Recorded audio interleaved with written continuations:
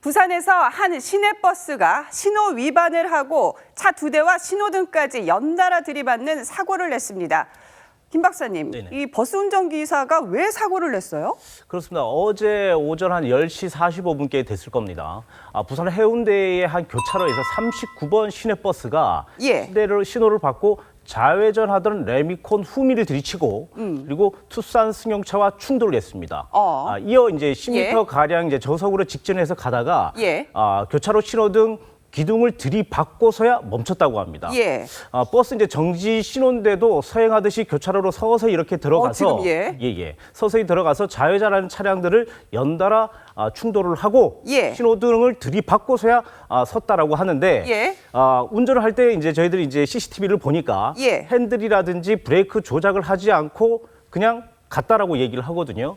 그리고 운전자 이제 그 최초 경찰 진술에서는 예. 사고가 어떻게 났는지도 잘 모르겠다 그러고 예. 이후에 졸음 운전을 했다라고 진술을 했다고 합니다. 또 졸음 운전이었어요. 아니, 이웅혁 교수님, 지금 이 버스 운전기사가 47살이라고 합니다.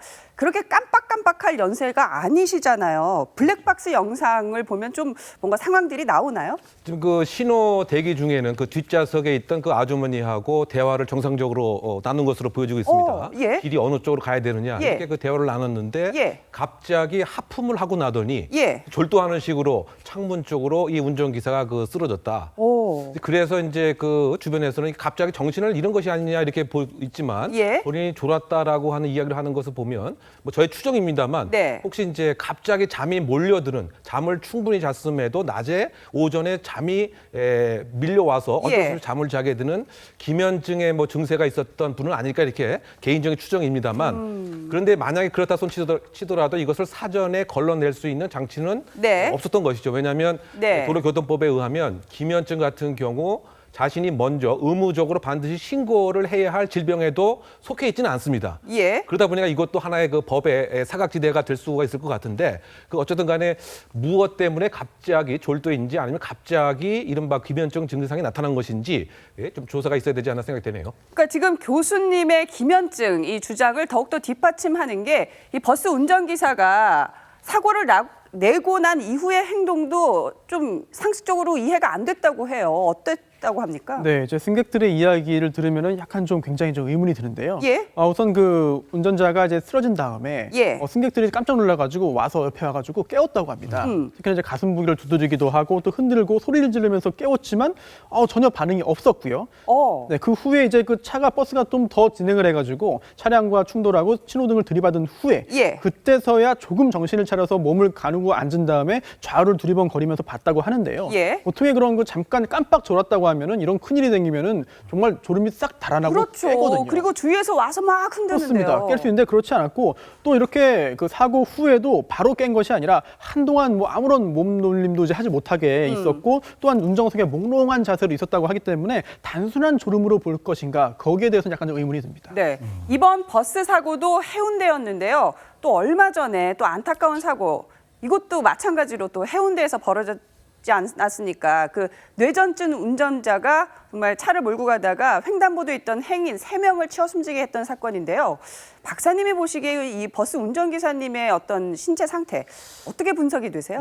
지금 일단 뭐 검사를 사고가 난 직후에 스스로가 자발적으로 검사를 받으러 갔다라고도 얘기를 하거든요.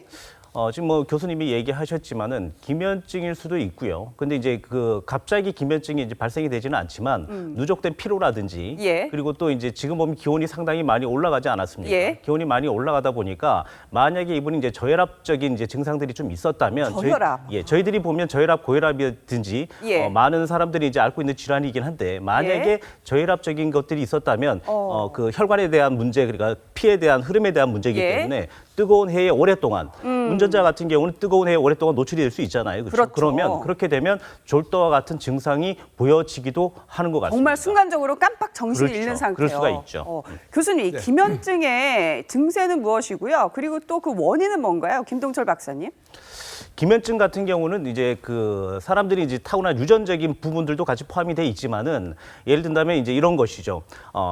잠이 오지 않은 상태, 충분히 수면을 취한 상태이지만 잠이 계속 쏟아지는 상태입니다. 그래서 잠을 사실 많이 잤는데도 잠이 쏟아져요. 그렇죠. 이건 이제 병적인 증상들이기 때문에 예. 이게 저희들이 이제 그런 어떤 꾸준한 치료를 받아야만 가능한 부분들이 분명히 있습니다. 예. 근데 아까 제가 얘기 드렸던 것들처럼 기면증은 그렇지만 아까 얘기했던 그 혈압에 대한 문제라든지 예. 그리고 또 이런 문제가 아니더라도 예. 지병이 만약에 여기에서 봤을 때는 뭐 그 마약이라든지 다른 부분에 대한 음성 판독이 나왔기 때문에 질환은 없다라고는 얘기는 하지만 약물에 관계된 네. 질환은 없다라고는 하지만 지병이 만약에 있었는데 예. 건강 검진이 제대로 이루어지지 않았다면 예. 문제가 될 수는 있습니다. 예. 그래서 사실은 우리나라에서도 이제 예를 든다면 차량 그 버스라든지 예. 택시라든지 화물차 운전자들에게는 운전 적성 정밀 검사를 필히 하게 돼 있거든요. 그리고 이런 부분들이 사실은 적합 판정을 받아야 되는데 네. 이게 이제 올해부터 65세 이상만 예. 재검을 하기로 그렇게 돼 있습니다. 그래서 나이가 지금 젊으시기 때문에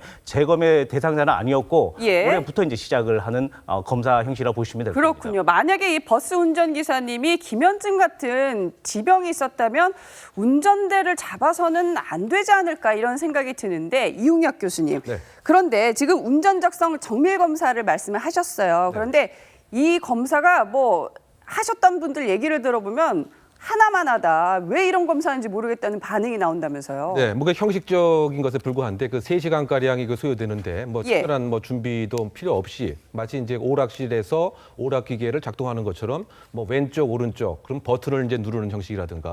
그래서 저것이 과연 정밀 검사냐 말만 정밀 검사지 예. 실제적으로 인지 능력이라든가 운동 능력이라든가 지각 능력에 문제가 있는 것을 사전에 걸러내는 데는 이것은 아무런 도움이 안 된다. 그런 그 측면에서 형식적 이것을 왜 하는지 모르겠다라고 하는 것이기 때문에 사실 이 역시 이와 같은 사고들을 양산시키는 숨은 요인이 되었던 것은 아닌가. 네. 그래서 이것을 좀 더 체계화할 뿐만이 아니고 예. 여러 가지 이제 이 건강 검진 또 정신적인 문제를 꼼꼼히 걸러내는 시기에 예. 운전면허 시험의 대폭적 개선이 좀 필요하지 않나 생각됩니다. 그렇군요.